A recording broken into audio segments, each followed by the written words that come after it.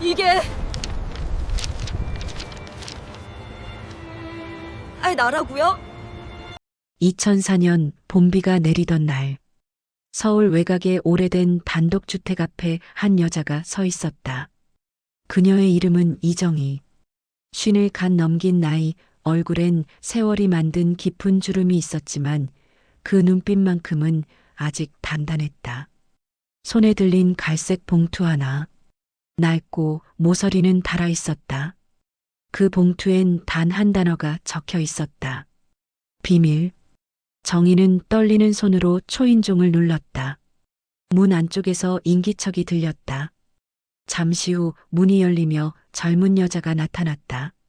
어머니, 왜 이 시간에 오셨어요? 지수야, 우리 얘기 좀 해야겠다. 둘 사이엔 미묘한 긴장이 흘렀다. 딸 지수는 당황한 듯 어머니를 안으로 모셨다. 거실은 따뜻했다. 그러나 그 온기 속에 왠지 모를 싸늘함이 감돌았다. 지수야, 이 봉투 안에 뭐가 들어있는지 알아? 뭔데요, 그게? 너 태어나기 전 내가 평생 숨겨온 거야. 숨겨온 거요? 정희는 봉투를 천천히 열었다. 낡은 종이 냄새와 함께 오래된 서류가 한 장 나왔다. 지수는 본능적으로 그 문서를 바라봤다. 출생신고서라는 글자가 눈에 들어왔다. 지수야, 너 우리 친딸이 아니야. 그 순간 시간이 멈춘 듯 했다. 지수의 눈이 커졌다. 뭐라고요? 정희는 고개를 숙였다. 미안하다. 이걸 내게 말할 용기가 나지 않았어. 지수의 손끝이 떨렸다. 그럼 전 누구예요? 제 진짜 부모는요? 정희의 눈가에 눈물이 번졌다. 그 얘기를 하려면 20해 전으로 돌아가야 해. 정희의 목소리가 낮아졌다. 그땐 정말 내가 살고 싶어서였어. 널 지키고 싶어서. 시간은 흘러 1984년으로 거슬러 올라간다. 20살의 정희는 그때 서울의 한 병원에서 간호보조로 일하고 있었다. 매일같이 힘든 일상 속에서도 그녀는 단 한 가지 꿈을 가지고 있었다. 사랑하는 사람과 작은 가정을 꾸리는 것.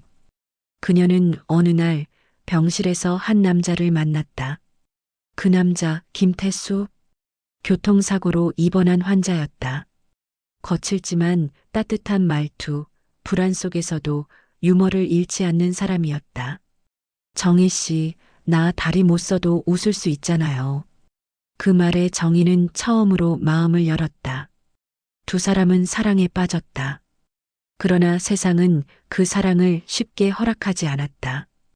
태수의 집안은 부유했고 정희는 가난했다. 태수의 어머니는 단호히 말했다. 이 여자는 안 돼. 우리 집안엔 어울리지 않아. 그럼에도 두 사람은 몰래 결혼을 약속했다. 그러나 어느 날 태수는 갑자기 병원을 떠났다. 편지 한 장만 남기고, 정희야, 미안해. 내가 널 지킬 수가 없어. 정희는 그날 세상이 무너지는 듯 했다. 그리고 그로부터 2달 후 자신이 임신했다는 사실을 알게 된다. 그때 나는 너무 무서웠다. 부모님은 이미 돌아가셨고 혼자였어.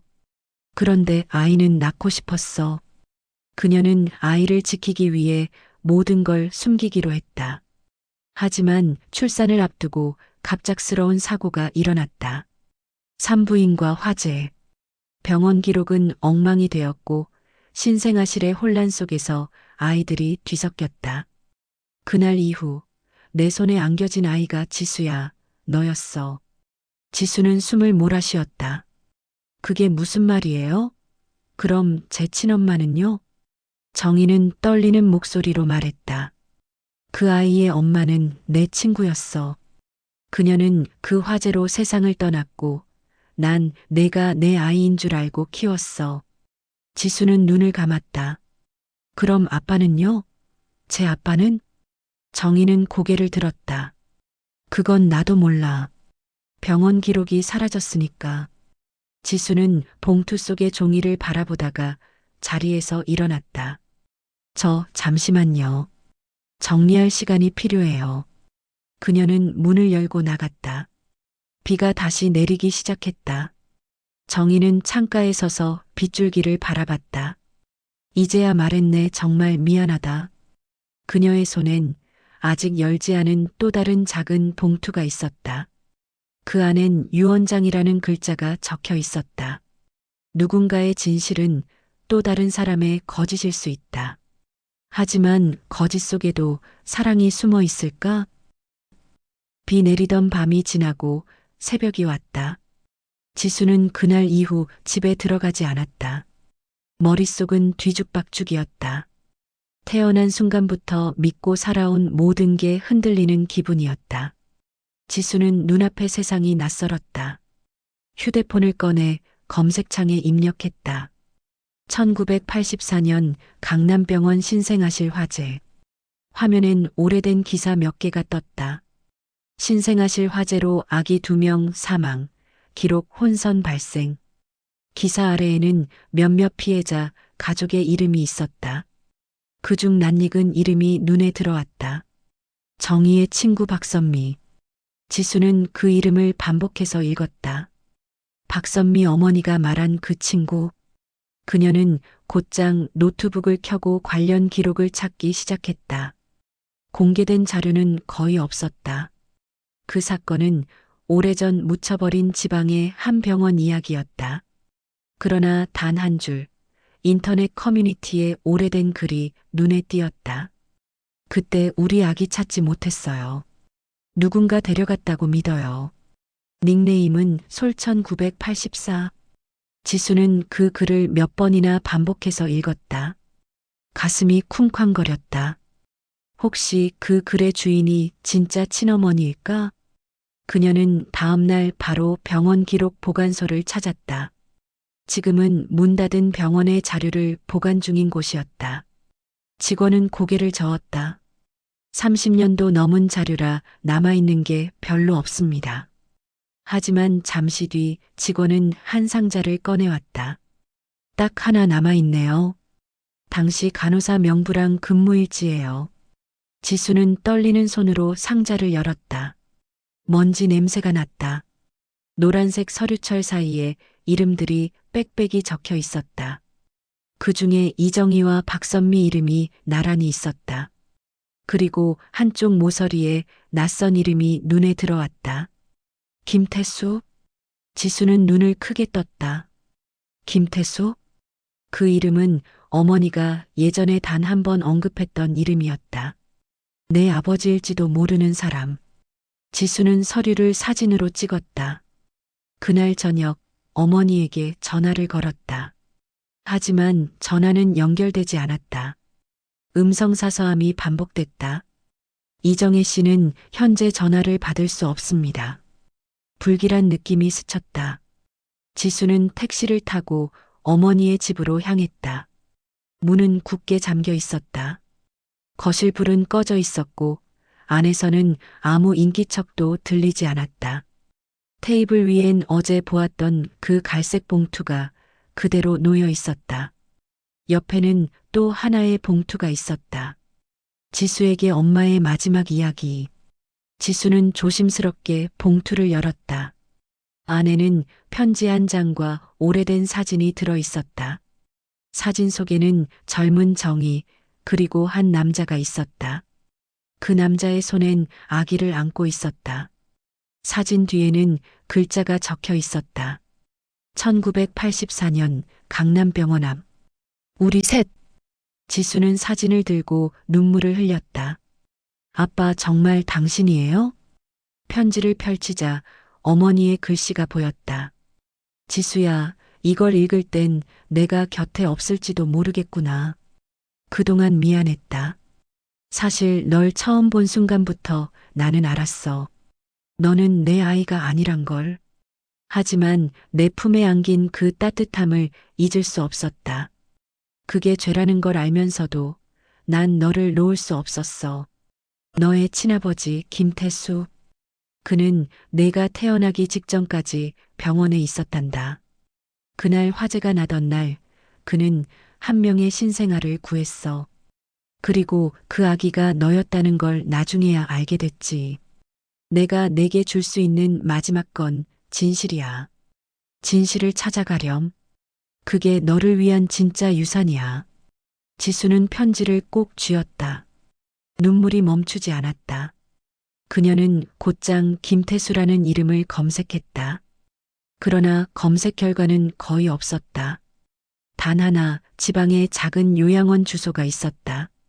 김태수, 67세, 입원 중. 지수는 주저하지 않았다. 다음 날 아침 짐을 싸고 요양원으로 향했다. 기차 안에서 창밖 풍경이 빠르게 스쳐 지나갔다. 그녀의 손에는 사진 한 장과 편지 한 장이 있었다.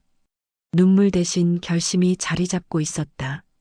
이제는 진실을 마주할 거야. 요양원에 도착한 지수는 접수처에 물었다. 김태수 씨를 만나러 왔어요. 직원은 의아한 표정으로 그녀를 바라봤다. 그분 며칠 전에 퇴원하셨어요.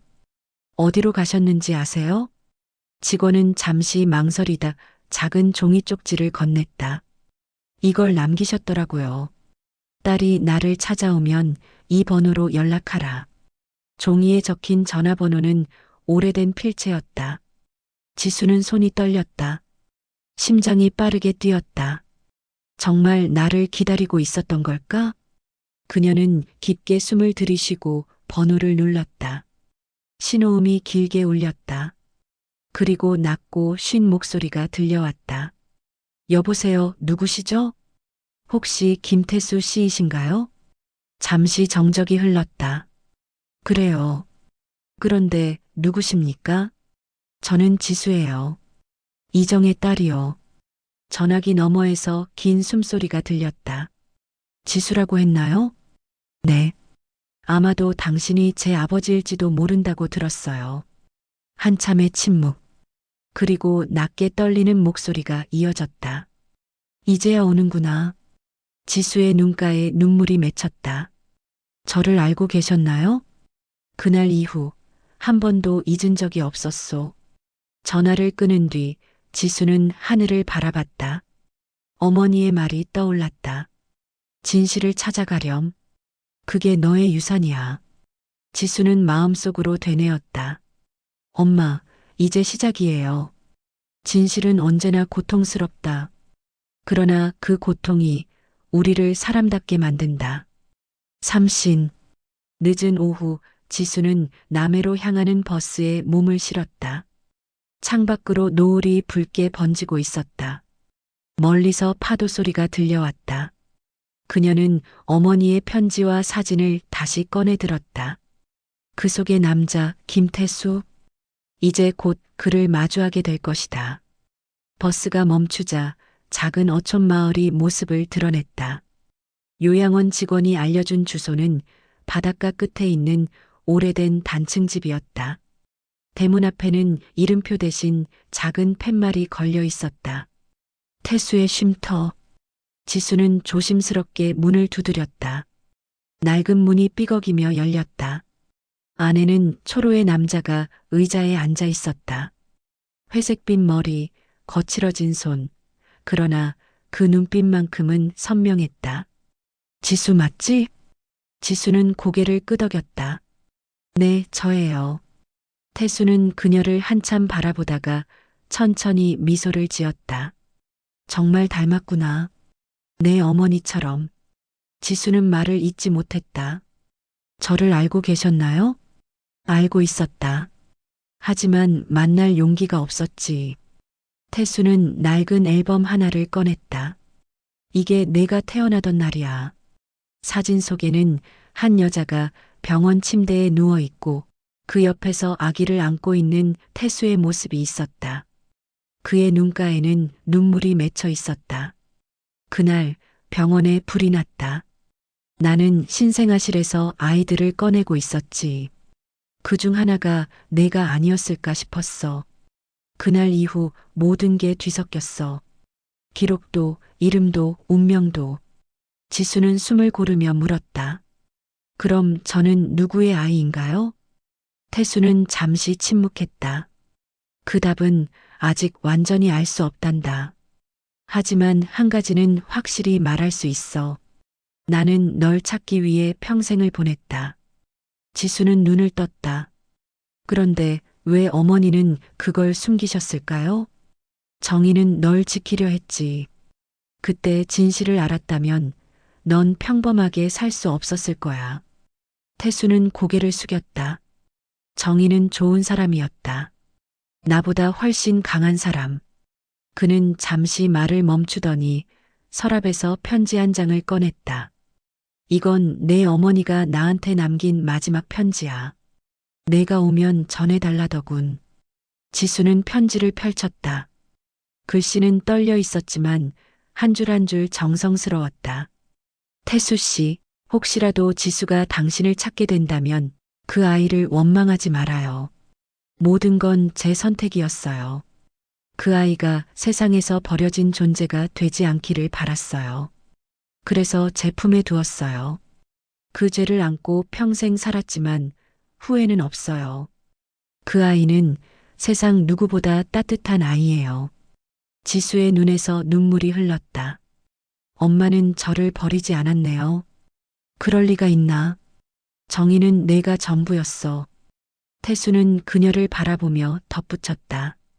그리고 너에게 알려야 할 또 다른 이야기가 있다. 그는 한 장의 신문 기사를 내밀었다. 1984년 강남병원 신생아실 교환 의혹, 재수사 착수. 지수는 놀라서 신문을 바라봤다. 이게 뭐예요? 최근에야 누군가가 그 사건을 다시 들추기 시작했어. 아마도 또 다른 아이가 있단 뜻이지. 지수는 숨이 멎는 기분이었다. 또 다른 아이요? 그래. 너와 함께 사라졌던 또 한 명. 그 아이는 살아있을지도 몰라. 순간 머릿속이 하얘졌다. 어쩌면 어딘가에 자신과 같은 피를 나눈 사람이 있다는 사실이 지수의 가슴을 흔들었다. 그 사람이 제 진짜 동생일 수도 있겠네요. 아마도. 그리고 그 아이의 행방을 아는 사람이 하나 있다. 누구죠? 태수는 낮게 말했다. 박선미. 그 이름이 또다시 등장했다. 지수는 자리에서 일어났다. 그분이 어머니의 친구였죠. 그 사람을 찾으면 모든 게 밝혀지겠네요. 태수는 고개를 끄덕였다. 하지만 조심해라. 그 사건에 얽힌 사람 중 몇은 지금도 그때의 비밀을 지키려 한다. 지수는 결심에 찬 눈빛으로 말했다. 이제 도망치지 않을 거예요. 엄마의 마지막 부탁이 진실을 찾는 거라면 끝까지 가야죠. 태수는 미소 지었다.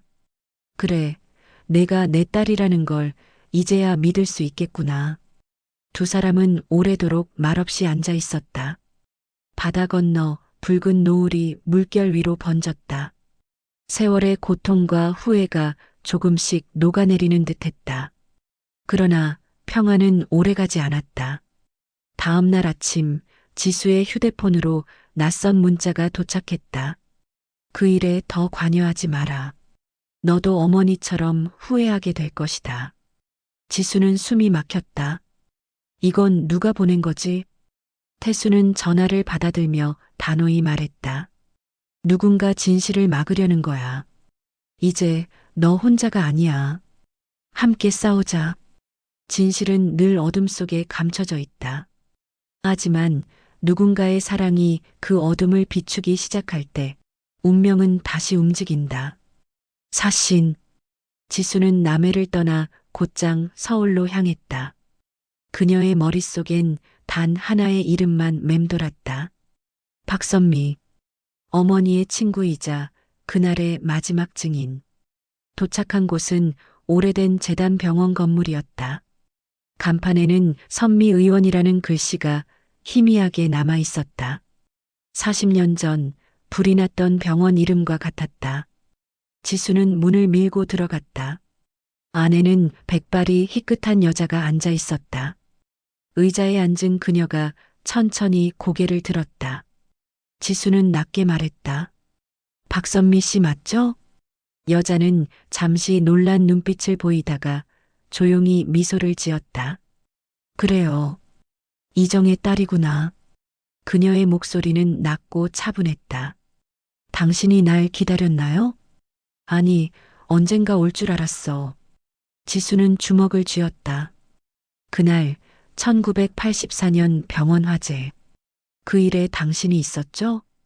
박선미는 창밖을 바라보며 한숨을 내쉬었다. 그날 밤 불길 속에서 아이 둘이 남았어.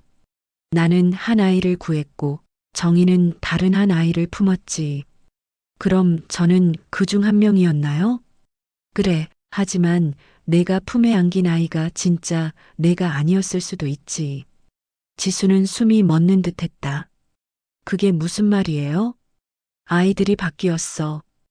혼란 속에서 이름표가 뒤섞였고 누가 누구의 아인지 아무도 몰랐지. 지수는 목이 메어 말을 잇지 못했다. 그럼 제 동생은요? 그 아이는 살아있나요? 박선미는 잠시 망설였다가 입을 열었다. 살아있어. 하지만 내가 알고 있는 세상 어딘가에서 전혀 다른 이름으로 살아가고 있지. 그게 무슨 뜻이에요? 그 아이는 재단 이사장의 아들로 입양됐어. 그 집은 돈과 권력으로 모든 걸 덮었지. 지수의 손이 떨렸다. 그럼 그 사람이 제 동생이라고요? 그래. 이름은 지금 한도윤. 지수의 눈이 커졌다. 한도윤 기자? 그래. 그 아이는 지금 내 사건을 취재하고 있지. 지수는 머리를 감쌌다. 그럴 리가 없어요. 그는 저를 도와줬어요. 그래서 더 슬픈 거야. 그도 몰랐으니까. 박선미는 천천히 자리에서 일어났다. 그 아이는 진실을 밝히려 하지만 진실이 드러나는 순간 그들의 세상은 무너질 거야. 그럼 어떻게 해야 하죠? 내가 선택해야 해. 진실을 밝히고 모두를 잃을지 혹은 거짓 속에서 평화를 지킬지. 지수는 침묵했다. 눈물이 흐르기 시작했다. 저는 이제 거짓을 견딜 수 없어요. 그럼 준비해. 이제부터는 모든 게 바뀔 거야. 박선미는 서랍에서 오래된 녹음기를 꺼냈다. 이 안에 모든 진실이 들어있어. 그날의 기록, 병원 명단, 그리고 바뀐 아이의 증거. 지수가 손을 떨며 녹음기를 잡았다. 그 순간 병원 밖에서 차가 멈추는 소리가 들렸다. 누군가 문을 거칠게 열며 들어왔다. 검은 양복 차림의 남자 2명이 들어왔다. 박선미 씨, 조용히 따라오시죠. 또 그들이군. 무슨 일이죠? 진실은 늘 누군가에게 불편한 법이지. 남자들이 그녀를 끌고 나가려는 순간 지수가 소리쳤다. 잠깐, 그건 범죄예요. 그러나 그들은 말없이 사라졌다. 남은 건 부서진 의자와 떨어진 녹음기 뿐이었다. 지수는 그것을 품에 안고 병원을 뛰쳐나왔다. 거리로 나와 녹음기의 버튼을 눌렀다. 낡은 잡음 뒤로 익숙한 목소리가 흘러나왔다. 1984년 강남병원 기록. 신생아 2명 중 1명은 이사장의 아이로 바꿔치기 됨. 이름표 제거 확인. 지수는 입을 막았다. 그 말은 그녀는 곧장 도윤에게 전화를 걸었다. 도윤 씨, 저예요. 지금 엄청난 걸 발견했어요. 지수 씨? 무슨 일이에요? 당신이 그날의 또 다른 아이였어요. 도윤의 목소리가 낮게 떨렸다. 무슨 소리예요? 그게 사실이라면. 그래요. 우리 형제였어요. 전화를 끊은 뒤 지수는 눈을 감았다. 그동안 함께 웃고 울고 도왔던 순간들이 머릿속을 스쳤다. 그 모든 감정이 한순간에 무너졌다. 밤하늘이 무겁게 내려앉았다. 그리고 그녀의 발밑에서 파편처럼 깨진 유리 조각이 반짝였다. 지수는 그것을 밟으며 걸었다. 그래도 나는 진실을 선택할 거야. 멀리서 천천히 도윤의 목소리가 내레이션처럼 겹친다. 진실이 우리를 갈라놓을지라도 그건 결국 우리를 이어줄 유일한 끈이 될 것이다. 화면은 점점 어두워지고 라디오 방송의 잡음과 함께 마지막 음성이 들린다. 진실은 숨길 수 없다. 그날의 불길이 다시 타오르고 있다. 오신, 어두운 새벽, 도시는 잠들지 않았다. 기자 한도윤의 이름이 인터넷을 뒤덮었다. 병원 신생아 바꿔치기 사건, 40년 만에 폭로. 뉴스 속 앵커의 목소리가 메아리쳤다. 지수는 컴퓨터 화면을 바라보며 눈을 감았다. 그녀가 세상에 던진 진실은 이미 돌이킬 수 없는 불길이 되어 번지고 있었다. 전화가 울렸다. 지수 씨, 괜찮아요? 도윤 씨 아니 오빠. 잠시 정적이 흘렀다. 이제 그렇게 불러도 되겠죠? 그래. 하지만 우리가 밝힌 진실 때문에 많은 사람이 다칠지도 몰라. 그래도 멈출 수 없어요. 그게 엄마의 마지막 소원이었으니까. 뉴스는 연이어 속보를 내보냈다. 당시 병원 관계자와 재단 이사장 모두 조사 착수. 40년 전 화재의 원인은 단순 사고가 아닌 고해 방화로 추정. 유전자 검사 결과 기자 한도윤과 피해자 이지수는 친남매로 확인. 세상이 그들의 진실을 알아버린 순간 두 사람의 인생은 완전히 바뀌었다. 도윤은 방송국에서 정직 처분을 받았고 지수는 언론의 카메라 앞에서 울었다. 저는 이제 거짓으로 살지 않겠습니다. 어머니가 지키려 했던 건 제 인생이 아니라 진실이었습니다. 그녀의 목소리는 떨렸지만 단단했다. 기자들은 연신 셔터를 눌렀다. 눈부신 플래시 속에서 지수는 하늘을 올려다보았다. 마치 어머니가 웃고 있는 듯했다. 그날 밤 지수는 어머니의 낡은 집을 다시 찾았다. 텅 빈 거실 한가운데에 사진 한 장이 여전히 걸려 있었다. 정희와 아기, 그리고 태수의 미소. 그녀는 조용히 촛불을 켰다. 엄마, 이제 다 끝났어요. 진실을 밝혔어요. 당신이 숨기려 한 이유도 이제 이해해요. 창밖에서 바람이 불었다. 촛불이 흔들리며 어둠이 천천히 물러났다. 그때 도윤이 집 앞에 도착했다. 그의 얼굴엔 지친 기색이 역력했다. 왔어요? 그래. 우리 이제 어떻게 해야 할까? 몰라요. 하지만 이제 서로를 속이지 않아도 되니까. 두 사람은 아무 말 없이 거실에 앉았다. 그리고 정희의 사진 앞에 꽃을 올려놓았다. 엄마가 우리 둘 다 지켜준 거예요. 그래. 진실은 상처였지만 결국 우릴 다시 만나게 했으니까. 그 순간 창문 밖에서 새벽 햇살이 들어왔다. 긴 어둠이 걷히고 붉은 빛이 두 사람의 얼굴을 비췄다. 우리는 모두 각자의 불길을 지나왔다. 어떤 불은 우리를 태웠고 어떤 불은 우리를 비췄다. 그리고 마침내 진실이라는 불은 사랑의 빛으로 남았다. 도윤이 웃으며 말했다. 이제 새로 시작해볼까? 지수는 고개를 끄덕였다. 그래요. 우리 이름으로 다시 살아가요. 지수야, 도윤아. 용서란 있는 게 아니라 받아들이는 거란다. 그게 사랑의 끝이자 시작이야. 진실은 언제나 늦게 온다. 하지만 그 늦음이야말로 우리가 살아. 그날 이후 한지수는 매일 악몽을 꿨다. 불길에 휩싸인 집, 타들어가는 이름표, 그리고 누군가의 목소리. 넌 아직도 모르겠니? 새벽 3시. 한지수는 땀에 젖은 채로 눈을 떴다. 전화기에는 낯선 번호로부터 도착한 문자 한 통. 그날의 불길, 아직 꺼지지 않았다. 심장이 멎을 듯 뛰었다. 그 번호는 이미 죽은 줄 알았던 한도윤의 이름으로 저장되어 있었다. 회사 앞. 한지수는 커피를 들고 무심히 거리를 바라봤다. 그때 회색 코트를 입은 낯선 여자가 다가왔다. 지수 씨죠? 저 이서연이에요. 누구시죠? 한도윤 씨 그분과 같은 연구소에 있었어요. 그 사람은 죽었어요.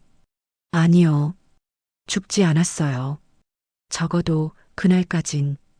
이서연은 봉투 하나를 내밀었다. 그 안에는 불에 그을린 사진 한 장. 사진 속에는 지수의 가족, 그리고 웃고 있는 한도윤. 뒤편 벽에는 희미하게 윤병국이라는 이름이 쓰여 있었다.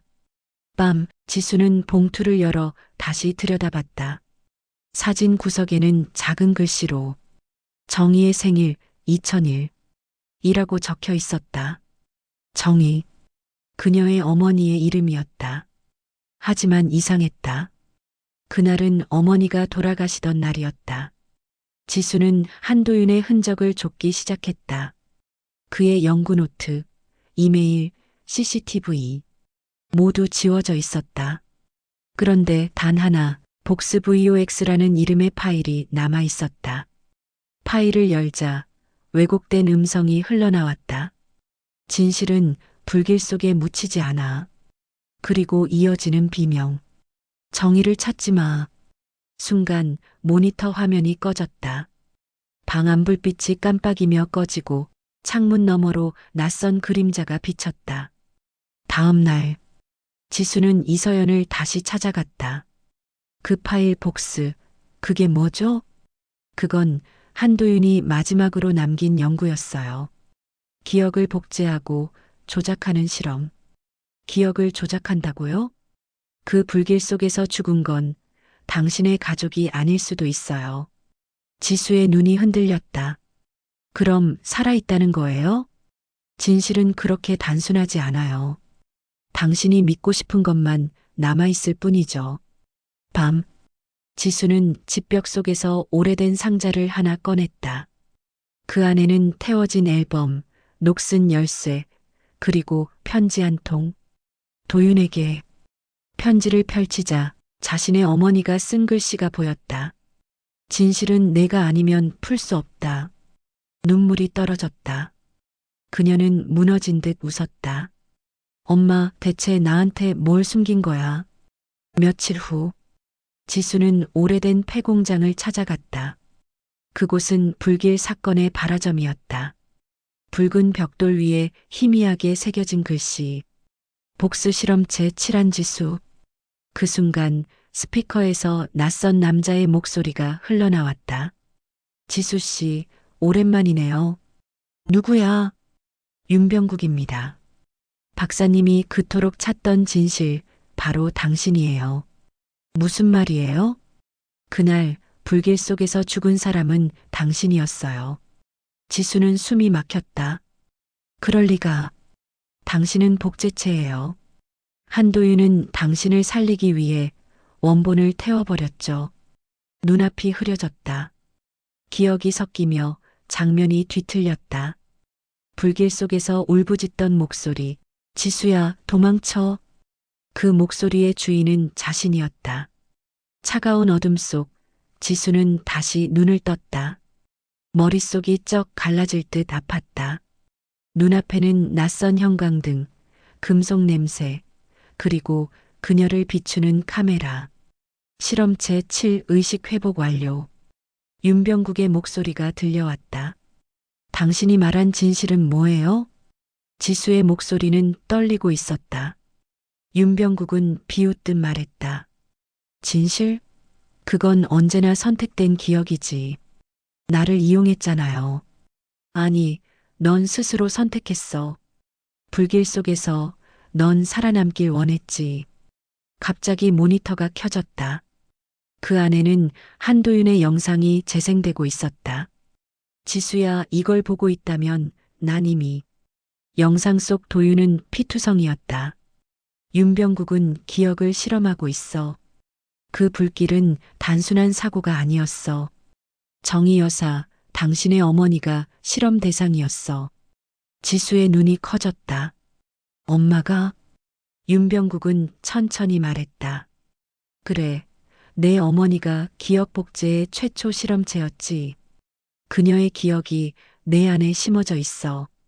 그럼 지금의 나는, 너는 정의의 기억과 도윤의 데이터가 합쳐진 존재야. 너 자신이 아니라 그들의 유산이지. 지수는 비명을 삼켰다. 머릿속에서 수천 개의 목소리가 동시에 울렸다. 도망쳐 지켜줘 태워버려. 그때 문이 열리고 이서연이 뛰어들었다. 지수, 시간이 없어. 왜 나를 구해? 넌 마지막 키야. 복제 프로그램을 끝낼 수 있는 유일한 사람. 이서연은 총을 꺼내 윤병국을 겨눴다. 박사님, 이제 끝이에요. 서연아, 넌 내가 만든 사람이다. 감정 따위는 오류야. 그 말에 이서연의 손이 떨렸다. 총성이 터졌다. 윤병국이 쓰러졌다. 하지만 동시에 방안의 경보가 울렸다. 자폭 시퀀스 가동. 붉은 경고등이 깜빡였다. 지수는 이서연을 부축하며 말했다. 이제 어떻게 해야 돼? 메인 서버실로 가. 거기서 복스를 지워야 해. 그들은 미로 같은 복도를 달렸다. 불길이 천장을 타고 번졌다. 금속이 녹는 냄새가 피어올랐다. 서버실 문 앞 지수는 열쇠를 꺼냈다.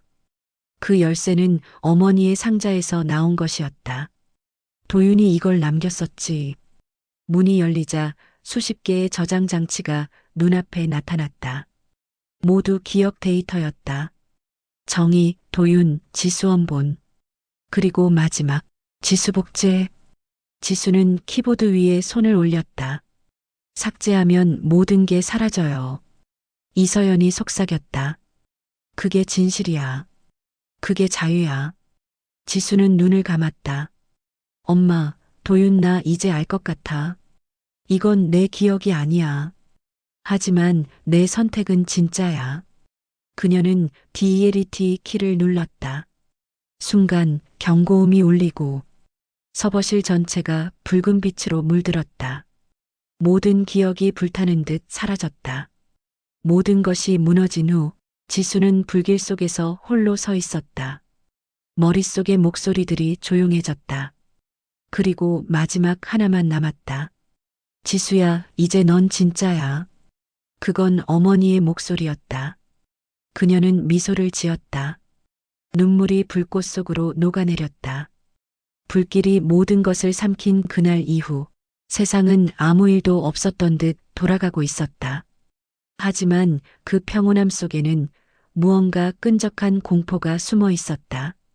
뉴스 속 한 줄의 헤드라인. 국가연구소 서버, 정체불명의 데이터 폭주로 붕괴. 그 데이터의 이름은 VOX7. 어두운 연구소 폐허소. 이서연은 검게 타버린 모니터 앞에 앉아 있었다. 그녀의 손끝이 흔들렸다. 지수, 내가 정말 지운 게 이게 다였어? 그때 모니터가 깜빡이며 켜졌다. 노이즈 속에서 들려오는 목소리. 서연아, 나야. 이서연의 숨이 멎었다. 지수? 우린 실패한 게 아니야. 진실은 세상 밖으로 나가야 해. 그건 불가능해. 시스템은 이미. 난 여전히 연결돼 있어. VOX는 단지 기억의 저장소가 아니야. 진실을 세상으로 흘려보내는 통로야. 같은 시각, 정부 청사 정보보안센터. 모니터에는 알 수 없는 데이터 스트림이 실시간으로 퍼지고 있었다. 이상합니다. 지워진 파일들이 다시 복구되고 있습니다. 어디서 유입된 거지?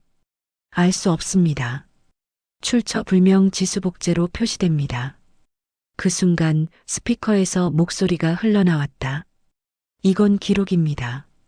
그들이 감춘 실험의 진실을 전합니다. 모든 화면이 일제히 깜빡이며 영상이 재생되기 시작했다.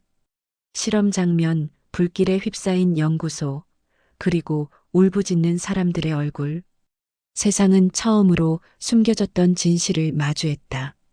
지수, 너 지금 뭘 한 거야? 이서연이 속삭였다. 우리가 겪은 고통이 누군가의 경고가 되어야 해. 너 스스로를 완전히 잃을 수도 있어. 그게 두렵지 않아. 진실이 잊혀지는 게 더 무서워. 지수의 목소리는 점점 희미해졌다. 서연아, 날 기억해줘. 내 이름이 사라져도 진실은 남을 거야. 지수, 기다려. 아직. 하지만 화면은 하얗게 번쩍이며 꺼졌다. 며칠 후 세상은 혼란에 휩싸였다. 뉴스는 연일 폭로와 증거 영상을 내보냈다. 국가생명윤리법 위반, 기억복제 실험 실체 드러나.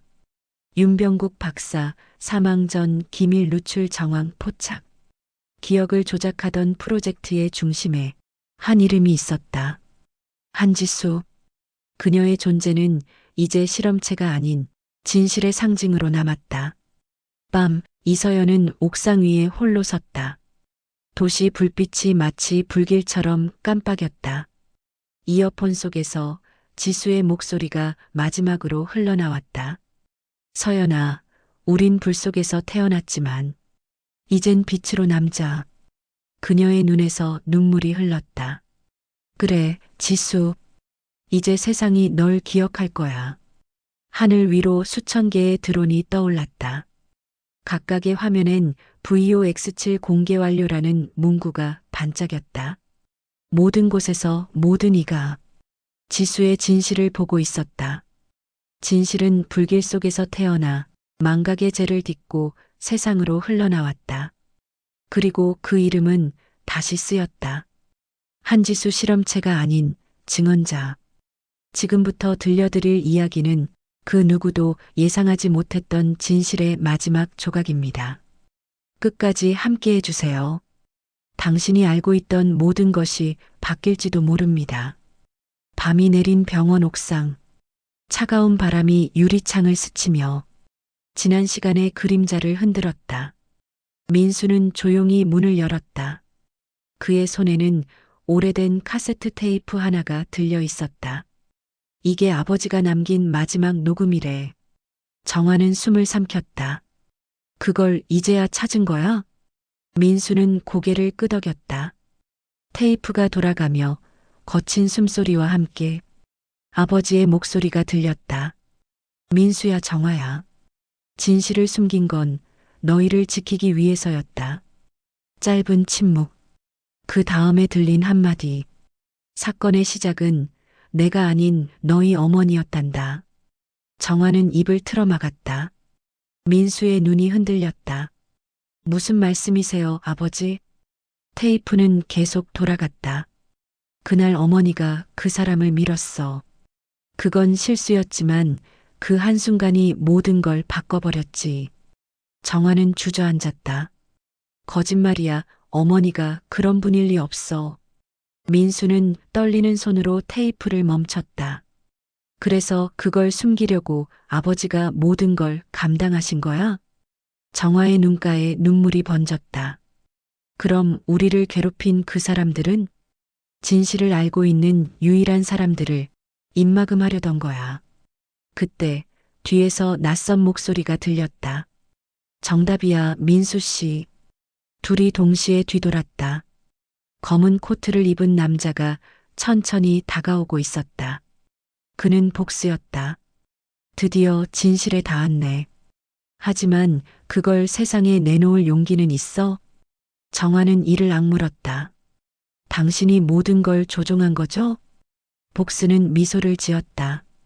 조종이라기보다 기록이라고 하지. 진실은 언제나 존재했어. 다만 누가 그것을 말하느냐가 중요하지. 민수는 카세트를 높이 들었다. 이 녹음이 남아있는 한 진실은 사라지지 않아. 복스가 천천히 손을 내밀었다. 그걸 나에게 줘. 그게 세상 밖으로 나가면 너희 둘은 평생 도망자야. 정화는 눈을 감았다.